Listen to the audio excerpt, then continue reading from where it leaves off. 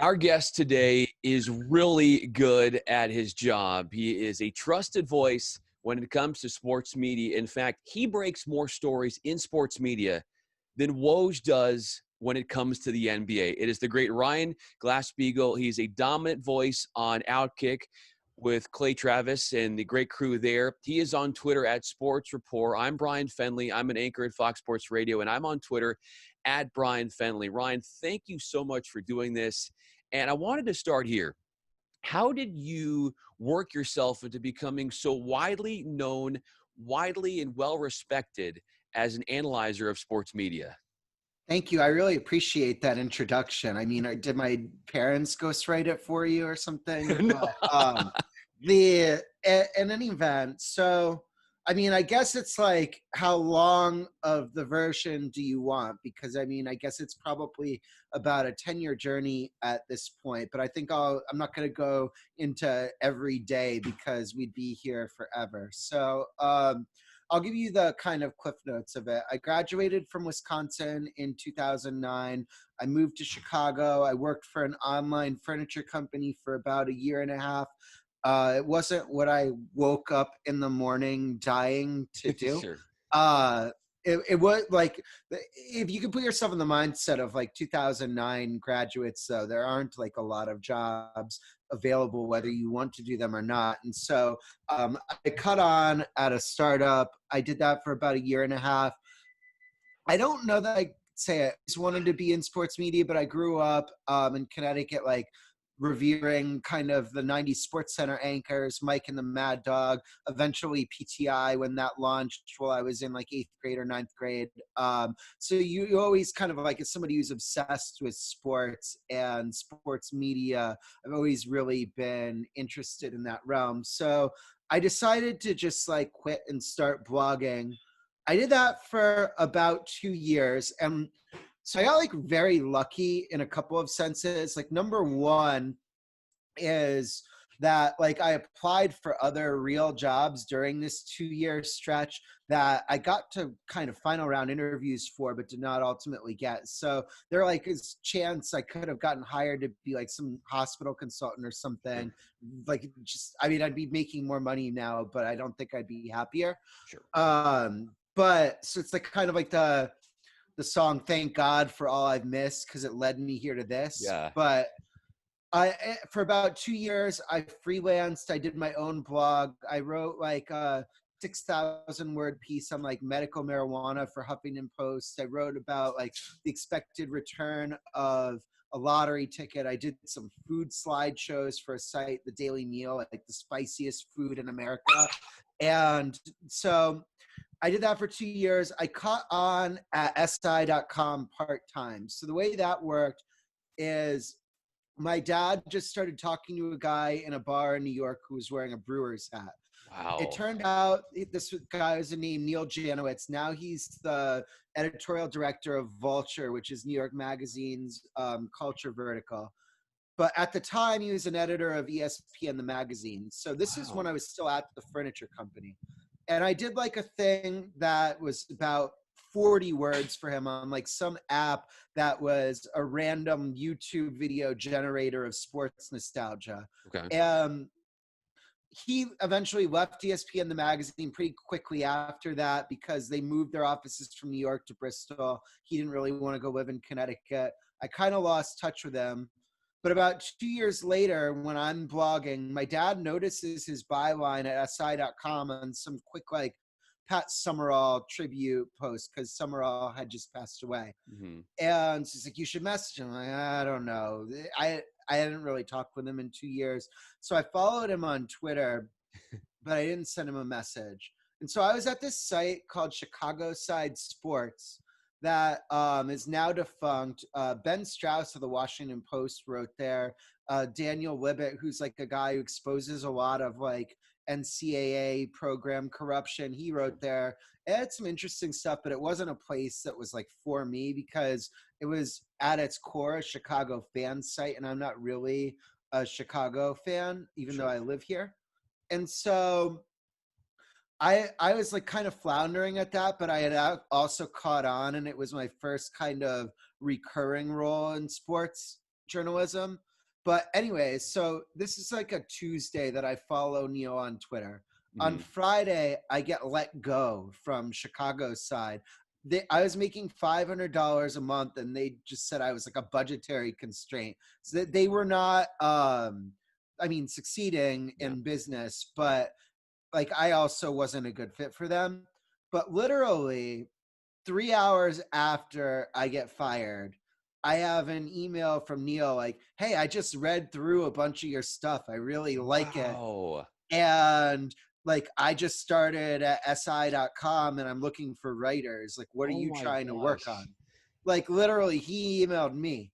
And so this is like the break that I really never kind of fathomed would come while I'm in this 2 year stretch of really not frankly succeeding. And so I did that for about, we're now in 2013, and I did that for about 8 or 9 months. And it was kind of clear, look, you see all the issues SI is having right now. They didn't Sure. come out of nowhere. So SI, it's not like they were a dying entity or anything in 2013, but some of the foundation for the issues they're now having was being laid, and I wasn't going to catch on there as a full-time contributor. And that was kind of becoming clear to me. And so I started just sending off some emails, and I emailed Jason McIntyre, who you work with a little bit in the Yeah. Fox Sports Radio realm. And he responded within an hour, "I'm familiar with your work." And so I started doing part-time for him. Like I was doing weekends for the Big Lead, and I was doing weekdays for si.com.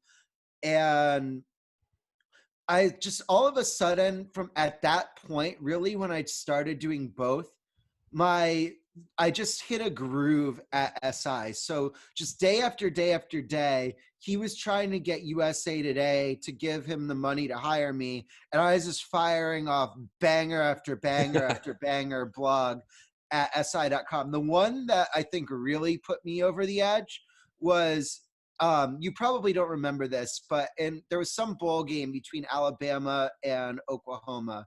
And the next day there was a viral video. We didn't know what was being said. It was set to Seven Nation Army by the White Stripes. So that was Okay. the only audio we heard.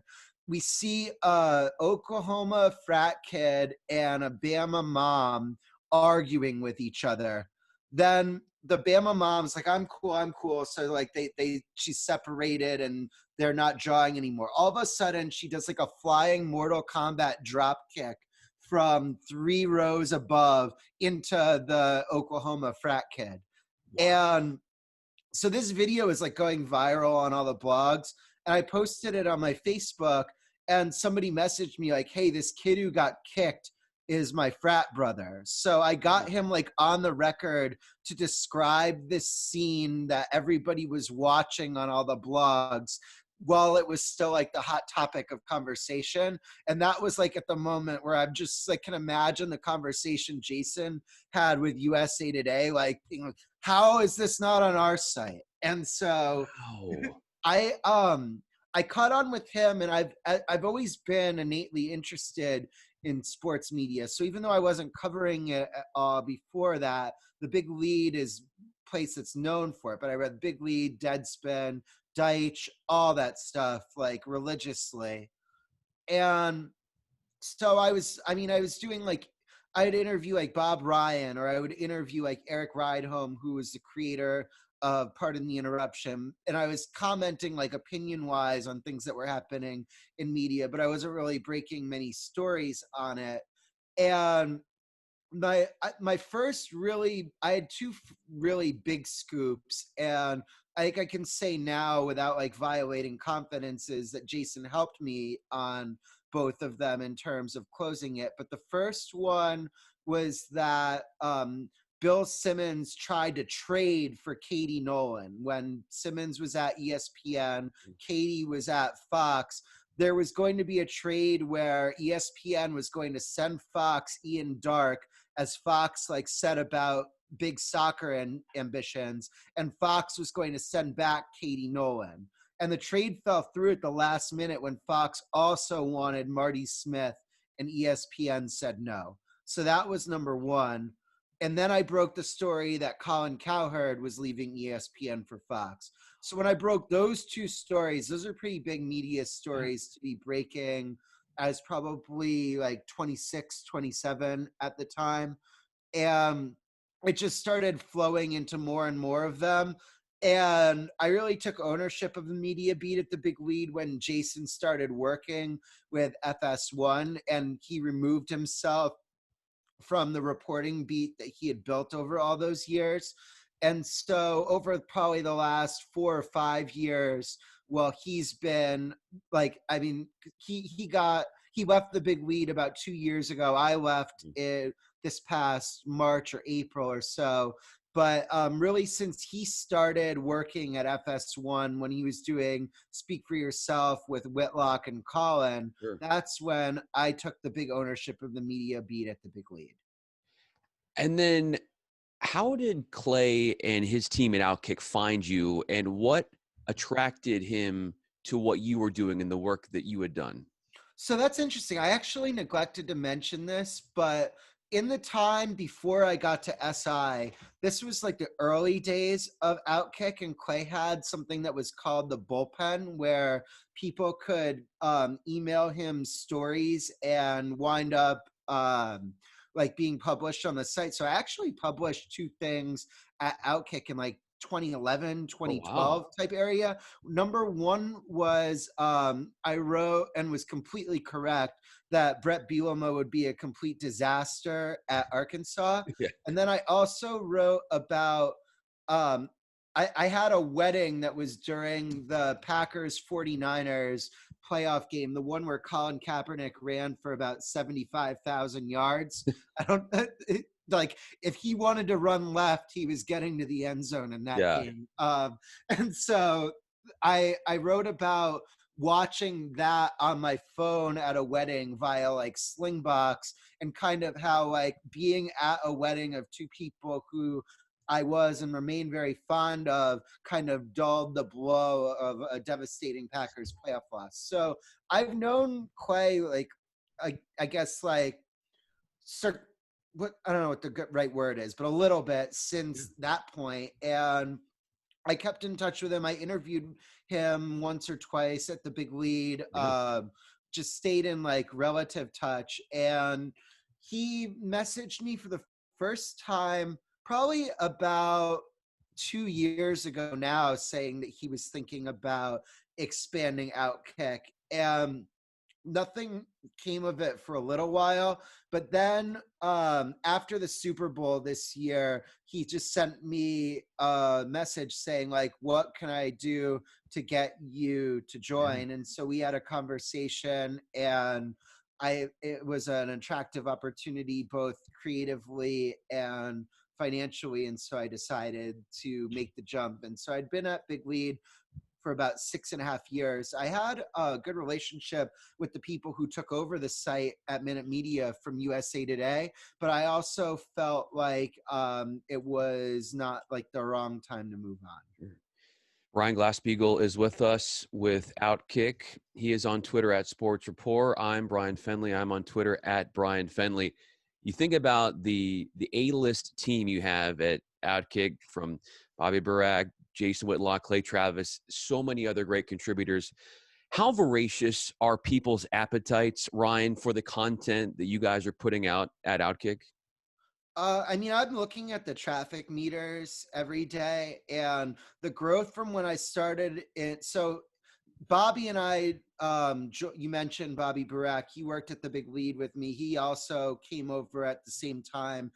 In the beginning of May, it was just him and I and Clay on the site. And then eventually Joe Kinsey joined a month later. Jason Whitlock eventually joined. And then people like Greg Couch and Jason King and some others have joined as well.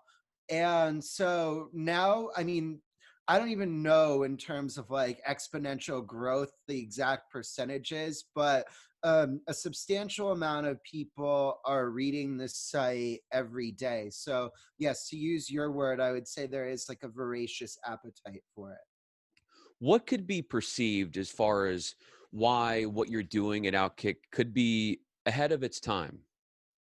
Well, it's in some ways, it can be ahead of its time in the sense that um so in the mid 90s when Fox News came along, they kind of had the attitude of let CNN, I don't even know if MSNBC existed yet, but like let other news outlets quaff for half, we'll be alone going for the other half. And I don't know if Clay would necessarily agree with this, or Whitlock would necessarily agree with this, but I think that they identified that there's a sect of sports fans that didn't think that their opinions were being kind of addressed on ESPN. So it's like one thing if the opinion you have is being made on ESPN and there's a counter argument, but what I think the Outkick readers think is that there's a counter argument to their point, Yeah. but that their point isn't being fairly represented.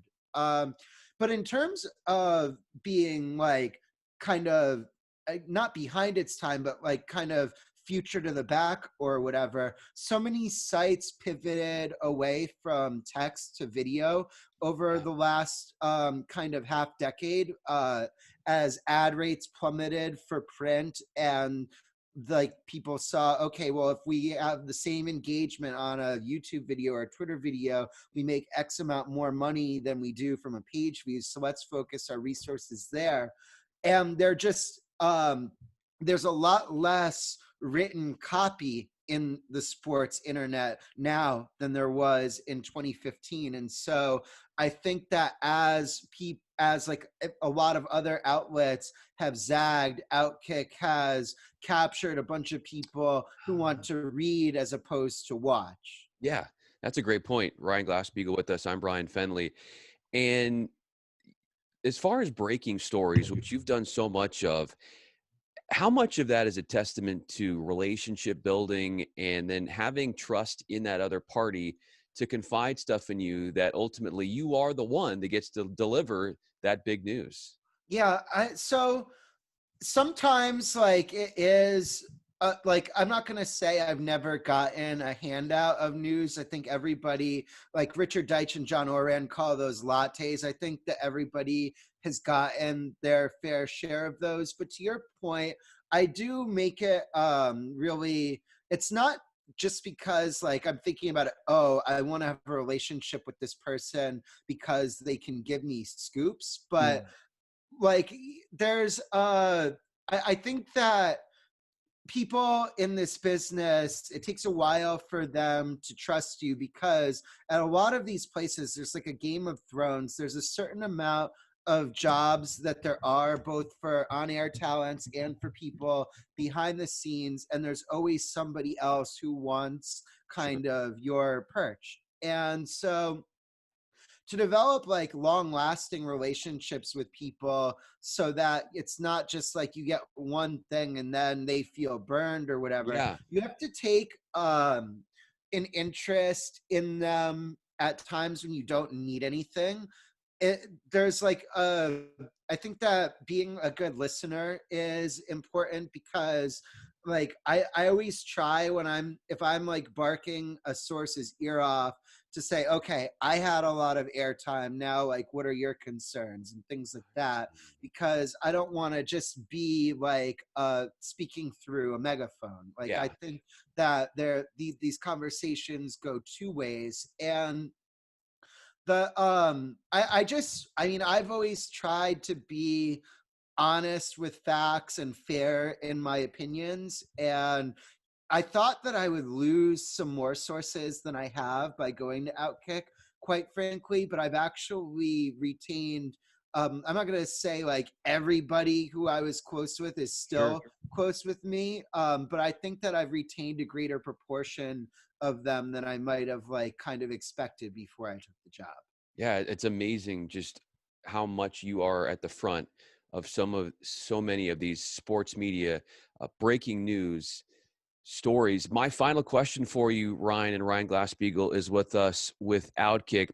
How would you assess the health of the sports media industry today compared to, say, like mid-April, like right when the pandemic was hitting and things were shutting down? And it's been a couple months, obviously, since then.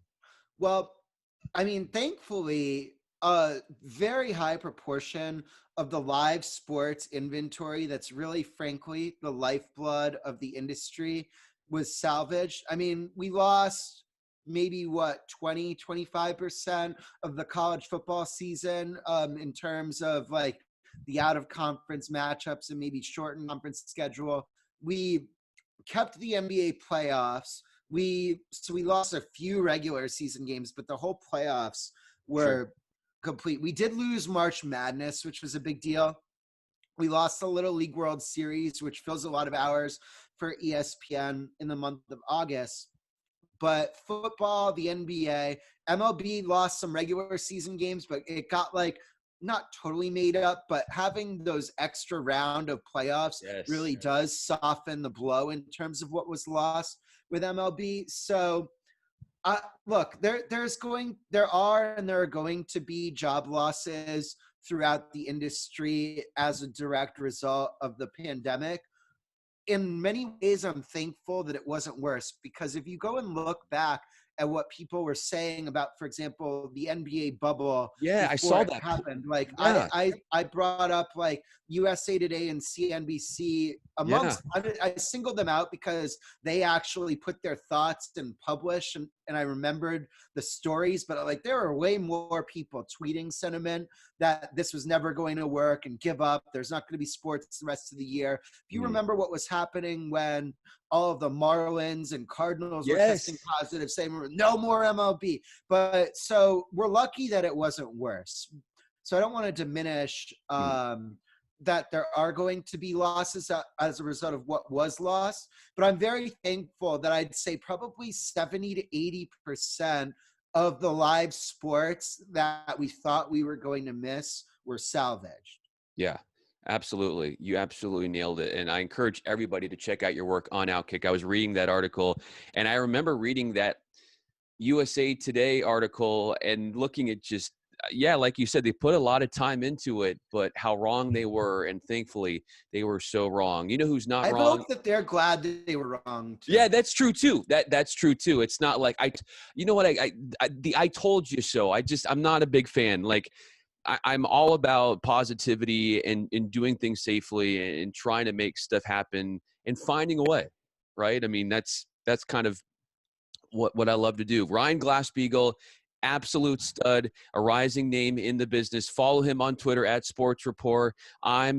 at Bryan Fenley on Twitter. Ryan, thanks again, man. Really appreciate your knowledge, man. Look forward to continuing to follow all the great work that you guys are doing. Thank you for having me. Really appreciate it.